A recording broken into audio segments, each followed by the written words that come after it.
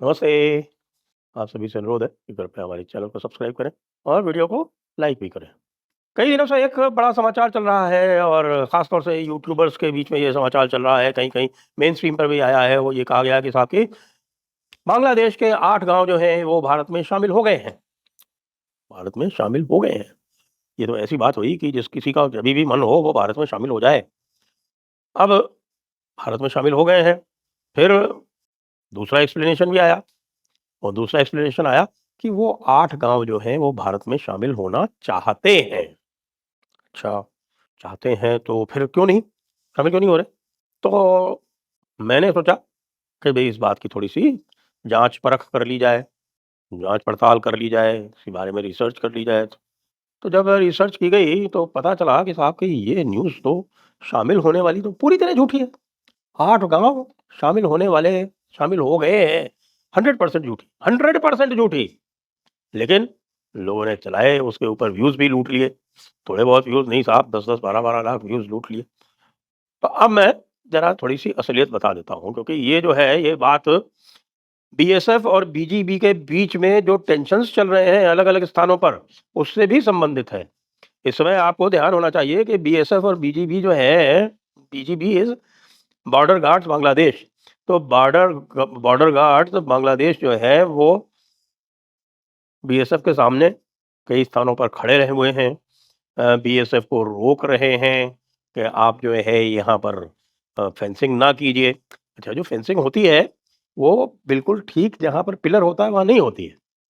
वो पिलर से 150 मीटर करीब पीछे होती है, वहाँ पे वो फेंसिंग होती है, वहाँ पे भी रोड भी बनती है। और जो जिनके खेत होते हैं वो ये 150 मीटर के आगे जाके, जो फेंसिंग के आगे का स्थान है वहाँ पे जाके अपनी खेती-वेती करते हैं। कई स्थानों पर स्थिति ये है कि भई बिल्कुल बॉर्डर के ऊपर मकान बने हुए हैं, लेकिन भारत के जो लोग हैं, वो कह रहे हैं कि नहीं, हम पीछे हटने के लिए तैयार हैं। पीछे हटने के लिए वो पूरी तरह से तैयार हैं, सरकार उनके विस्थापन की योजना बना रही है। तो ये जो 8 गाँवों वाला जो किस्सा है, पहले तो उसकी बात कर लेते हैं और उसके बाद फिर जो बीएसएफ, बीजेपी के बीच में जो झगड़े चल रहे हैं, उसकी बात कर लेते हैं और फिर पश्चिम बंगाल में कुछ और भी चल रहा है, उसकी भी बात कर लेते हैं। तो पहले तो ये 8 गाँव कहाँ हैं? देखिए, ये एक एन्क्लेव है। इस एन्क्लेव का नाम है दाहग्राम। क्या है? दाहग्राम। DAHAGRAM। ये दाहग्राम है, ये बांग्लादेश का एन्क्लेव है। इसके चारों तरफ आप ये देख रहे हैं कि ये भारत की बाउंड्री है। एक जो है ये चोंच इनकी जो है ये घुसी हुई है बांग्लादेश की इधर इंडिया के बीच में। अब ये जैसे चोंच से और ये दाहग्राम का रास्ता ये जाता है, ये इसको बोलते हैं 3 बीघा कॉरिडोर। 3 बीघा, आपने सुना भी होगा, 3 बीघा, ये 3 बीघा कॉरिडोर है। और ये जो दाहग्राम है, इसमें बड़े गाँव तो 2 हैं। दाहग्राम एक और गाँव है, 2 बड़े गाँव हैं, बाकी जो छोटे-छोटे हैं, हम कुल मिला के अब लोग उसको जो है 8 गाँव कहते रहते हैं। तो साहब ये 8 गाँव शामिल हो गए यार, शामिल तो ऐसे नहीं होते भाई, ये एन्क्लेव है। और भारत और बांग्लादेश का जब एन्क्लेव एक्सचेंज हुआ, उस एन्क्लेव एक्सचेंज में ये बच गया। और इसके बीच में एक ये 3 बीघा की एक छोटी-सी एक कॉरिडोर है, इस कॉरिडोर से ये भारत ने लीज़ दे रखी है बांग्लादेश को कि भई इससे आप जा सकते हो अपने कॉरिडोर में, आपका है। लेकिन इसका कंट्रोल जो है वो बीएसएफ के पास में। अब बीएसएफ क्या कर रही? बीएसएफ जो है वो यहाँ पर फेंसिंग लगा रही है। तो फेंसिंग लगा रही है तो ये भाई लोग जो हैं उसके ऊपर ऑब्जेक्शन कर रहे हैं। ऑब्जेक्शन करने के बाद टसल हो रही है। टसल होने में आपने देखा होगा, आपने वीडियो भी देखे होंगे कि किस तरह से बीएसएफ वालों ने पोज़ीशन ले ली। पोज़ीशन लेने के बाद में ये भी धमकी भी दे दी कि भई ऐसा है कि पहली गोली जो है वो मारेंगे घुटनों के नीचे और दूसरी गोली मारेंगे सीने पर। और जैसे ये धमकी दी और एक ब्लैंक भी चलाया दिखता लगता है और भाग लिए सारे के सारे।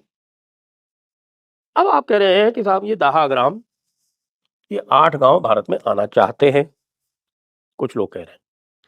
जिन्होंने भारत में शामिल ऑलरेडी कर दिए, उनकी तो बात ही अलग है। उनकी तो बात ही अलग है, तो वो तो ख़ैर नेक्स्ट लेवल के लोग हैं। आना चाहते हैं, क्या भारत इनको लेना चाहता है? पहले दाहाग्राम को समझ लें। दाहाग्राम की पॉपुलेशन 10,000 से थोड़ी-सी ऊपर है, इस पूरे एन्क्लेव की पॉपुलेशन। ये जो एन्क्लेव आपको दिख रहा है ये। इसकी पॉपुलेशन 10,000 से थोड़ी ऊपर है। अब ये प्रश्न मैं आपसे पूछूँगा कि क्या आप इनको लेना चाहते हो? क्योंकि इस 10,000 से जो थोड़ी-सी ऊपर है पॉपुलेशन, इसमें मात्र 56 हिंदू हैं। मात्र 56 हिंदू हैं। यानी 56 हिंदू का मतलब आप समझ लीजिए कि 0.05% हिंदू हैं इसमें। अब भारत ये भाई 10,000 मुसलमानों को भारत में और क्यों डालना चाहेगा? जबकि इतने सारे जो हैं वो पहले से ही बैठे हुए हैं। आज की डेट में जो एक्सफिल्ट्रेशन यानी बाहर जाने की जो रेट है, वो अमित शाह जी के अनुसार 5,000 से 10,000 प्रतिदिन है। वो कैसे है? वो हम आपको बताते हैं। इस समय सबसे ज़्यादा जो बांग्लादेशी बैठे हुए हैं भारत के अंदर, वो 2-3 स्थानों पर बैठे हुए हैं। एक तो कोलकाता के आसपास। क्यों कोलकाता के आसपास? क्योंकि कोलकाता के आसपास ही सबसे ज़्यादा एम्प्लॉयमेंट है। और दूसरा ये जो क्षेत्र है, ये मुर्शिदाबाद, ये एम, और ये यहाँ पर आपका मालदा, ये दूसरा एम। यहाँ पर सबसे अधिक आपको जो बांग्लादेशी जो हैं वो बैठे मिल जाएंगे। अब आपको ये भी पता है कि जब एसआईआर हुआ तो मुर्शिदाबाद में सबसे अधिक बांग्लादेशियों के नाम काटे गए, या कह लें कि सबसे अधिक नाम काटे गए। तो जिनके नाम काटे गए एसआईआर में, उनको जो है अब सारी पब्लिक स्कीम से भी वंचित किया जा रहा है। सारी पब्लिक स्कीम से वंचित करने के अतिरिक्त जो शुभेंदु अधिकारी ने जो फैसला किया है, और जो शुभेंदु अधिकारी ने घोषणा भी की है, उन्होंने कहा है बांग्लादेशी भागो, तुमको हम कुछ भी नहीं देंगे और जो भी मिलेगा उसको डिटेन कर देंगे। इसके अलावा डिटेंशन सेंटर भी बना दिए हर जिले में, और वहाँ पर उनको डिटेन करना भी आरंभ कर दिया। इसके अलावा एक जो एक्सफिल्ट्रेशन रूट है वो ये है, ये हिल्ली नाम की जगह है दक्षिण दिनाजपुर में, यहाँ से है। और यहाँ पर जो आपके कॉरिडोर के नीचे, ये सिलीगुड़ी कॉरिडोर है ये वाला, इसके नीचे यहाँ के जो क्षेत्र है इसमें से जाते हैं। और ये जो आपको भी मैंने ये दिखाया था, ये 3 बीघा कॉरिडोर, ये 3 बीघा कॉरिडोर भी इन्फिल्ट्रेशन का, और खास तौर से इन्फिल्ट्रेशन का रूट है, एक्सफिल्ट्रेशन का तो नहीं है। लेकिन यहाँ से भी एक्सफिल्ट्रेशन हो सकता है। फिर यहाँ वाले जो नीचे वाले जो हैं वो क्या कर रहे हैं, वो या तो यहाँ पर ये हकीमपुर नाम की जगह है, यहाँ जा रहे हैं। यहाँ से वो लीगली पुशबैक किए जा रहे हैं, यहाँ से वो लीगली पुशबैक किए जा रहे हैं, या फिर वो इधर नीचे जा रहे हैं। यहाँ पर ये इच्छामती रिवर है, और इच्छामती रिवर से वो क्रॉस कर रहे हैं। और यहाँ आपका ये जो देख रहे हैं आप, ये मुर्शिदाबाद, ये राजशाही जिला है। ये पद्मा नदी या गंगा नदी जो है, भागीरथी जिसको बोलते हैं, वो भागीरथी के अक्रॉस जा रहे हैं। तो भगदड़ तो मची हुई है बुरी तरह से। तो इस भगदड़ के बीच में जो वो 10,000 बैठे हुए हैं, वो यदि भारत में शामिल होना चाहते हैं तो ये बड़ी बात नहीं है। बड़ी बात ये है कि मैं देख रहा था 2-3 दिन से, जो हमारी जो लिबरल क्राउड है वो कह रही है कि साहब कि भारत की आर्थिक स्थिति बहुत बुरी है, और बुरी इतनी है कि अब बांग्लादेश की जो पर कैपिटा इनकम है वो फिर से भारत से ज़्यादा होने वाली है। तो भई यदि बांग्लादेश की पर कैपिटा इनकम भारत से ज़्यादा है, तो ये कंगले जो हैं वो भारत में क्यों आ रहे हैं? सारा का सारा मामला जो है वो कि साहब कि उन्होंने डॉलर को होल्ड करके रखा हुआ है, और डॉलर जो है वो मार्केट से लिंक्ड नहीं है, बांग्लादेश में भी नहीं है और पाकिस्तान में भी नहीं है। उसका रिजल्ट क्या होता है कि बांग्लादेश में जो आप आउटसाइड द सिस्टम आप जो डॉलर लेते हो, वो जो ऑफिशियल रेट है उससे कहीं बहुत ज़्यादा मिलता है, और ऑफिशियली आपको मिलता नहीं है।